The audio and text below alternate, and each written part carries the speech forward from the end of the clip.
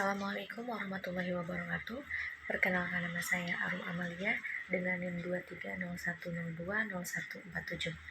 Di sini saya akan membahas permasalahan anak malas belajar pada usia dini untuk memenuhi tugas UTS Bahasa Indonesia.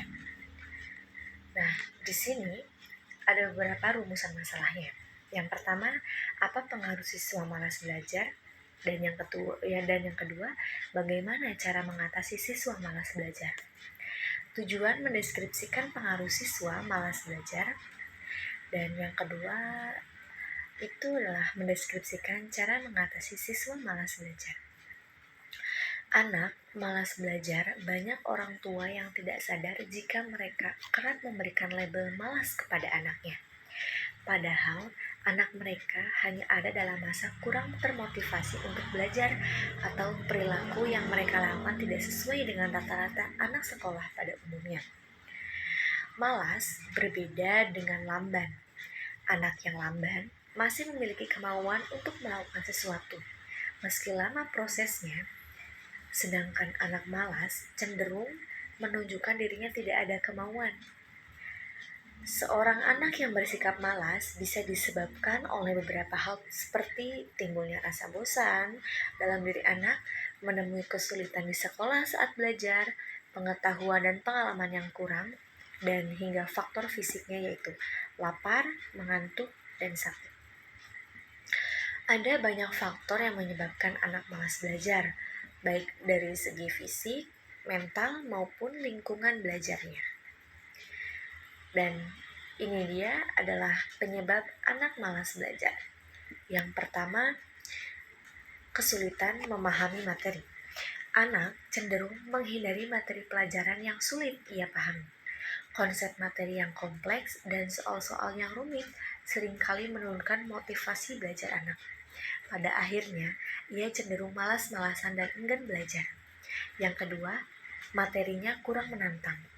Tidak hanya materi pelajaran yang sulit, materi yang terlalu mudah pun bisa membuat anak menjadi tidak semangat belajar.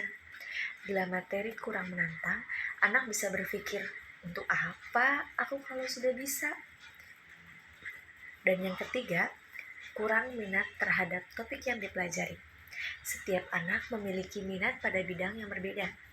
Anak yang memiliki minat di bidang musik tentu akan lebih semangat mempelajari cara bermain piano daripada menghafalkan rumus-rumus matematika. Yang keempat, tidak nyaman dengan lingkungan belajar. Guru yang galak, teman yang suka melakukan bullying, atau fasilitas belajar yang tidak memadai seringkali membuat anak kehilangan motivasi untuk belajarnya. Yang kelima, kelelahan. Belajar merupakan proses berpikir kompleks yang membutuhkan banyak energi. Jadi wajar jika anak yang memiliki terlalu banyak aktivitas menjadi malas belajar karena ia sudah merasa lelah dan ingin segera beristirahat. Dan yang keenam, terlalu banyak gangguan. Gawai, media sosial, suasana bising, dan kegiatan sosial bersama teman-teman merupakan gangguan yang paling sering menginterupsi proses belajarnya. Perlu diingat, kebanyakan anak belum memiliki kontrol diri yang kuat. Dan cara mengatasi anak malas belajar, peran penting orang tua sangat dibutuhkan untuk mengatasi anak yang malas belajar. Selain berkomunikasi dengan baik, orang tua juga harus memiliki kesabaran ekstra dalam menghadapi kondisi ini. Ada beberapa cara yang dapat dilakukan para orang tua kepada anak yang malas belajar, yaitu 1. Bangun komunikasi dengan anak. Sebelum menyuruh anak untuk belajar atau mendaftarkan anak ke tempat les, orang tua harus membuka ruang komunikasi dengan anak terlebih dahulu. Tujuannya adalah agar orang tua paham betul apa yang membuat anak malas belajar, dan beri anak kesempatan untuk menceritakan apa yang ia rasakan terhadap proses belajarnya, apa kendala yang ia hadapi, serta apa yang ia inginkan untuk membantunya belajar. Yang kedua, ajak anak untuk menentukan tujuan belajarnya. Seringkali anak menganggap belajar merupakan kewajiban semata sehingga ia tidak mengerti makna dan manfaat dari materi yang ia pelajari. Oleh karena itu, orang tua perlu membantu anak mengenali dulu tujuan belajarnya. Kalau bisa, kaitkan dengan cita-cita atau minat anak. Dan yang ketiga, kenali gaya belajar anak. Setiap anak memiliki gaya belajar yang berbeda-beda. Ada anak yang suka belajar dengan cara membaca, ada yang lebih suka mendengarkan, dan ada pula anak yang lebih suka belajar melalui praktek. Dengan mengenali gaya belajar anak, orang tua akan lebih mudah memodifikasi materi dan sistem belajar agar sesuai dengan kebutuhan anak. Yang keempat, bimbing anak untuk menyusun sistem belajarnya sendiri. Ajak anak untuk memilih perlengkapan belajar, mengatur ruang belajar, serta menetapkan jadwal pelajarannya. Keterlibatan anak dalam menyusun sistem belajar akan membuat ia lebih semangat dan bertanggung jawab. Yang kelima, buat suasana belajar menyenangkan. Proses belajar anak dapat berlangsung dimanapun, tidak hanya di ruang belajar.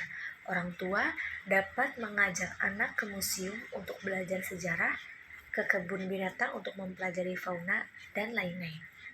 Yang keenam, hargai proses belajar. Hindari terlalu fokus pada prestasi. Banyak orang tua yang tidak sadar bahwa menunjukkan ekspresi kekecewaan ketika nilai ujian anak tidak memuaskan merupakan hal yang menyakitkan bagi anak. Anak menganggap dirinya tidak mampu sehingga tidak menghargai usahanya sendiri.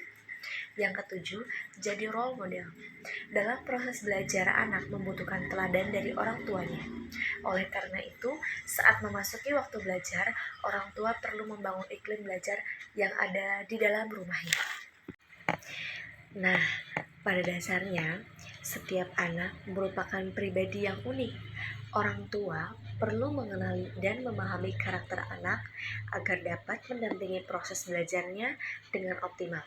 Yang terpenting, orang tua perlu mendorong anak untuk belajar karena kebutuhan, bukan karena keharusan.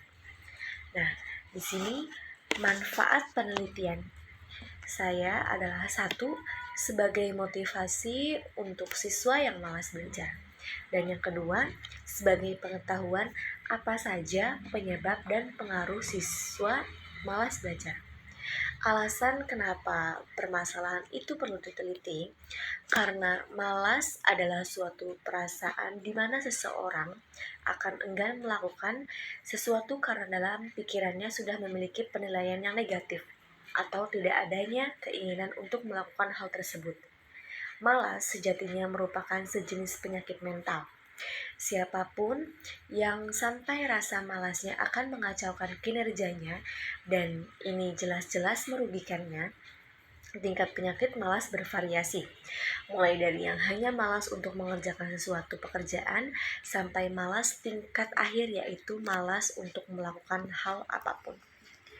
Nah, di sini saya akan menjabarkan kesimpulan dari penelitian tersebut, yaitu perilaku malas belajar merupakan salah satu akibat dari perbedaan individual itu. Perilaku malas belajar, walaupun merupakan hal yang wajar, tetap tidak dibenarkan. Dalam pembelajaran ideal, perilaku ini tetap merupakan suatu penyimpangan agar perilaku negatif tersebut tidak terlalu jauh. Beberapa upaya yang telah diterapkan di atas dinilai cukup dalam mengatasi siswa yang malas belajar. Sekian, terima kasih. Wassalamualaikum warahmatullahi wabarakatuh.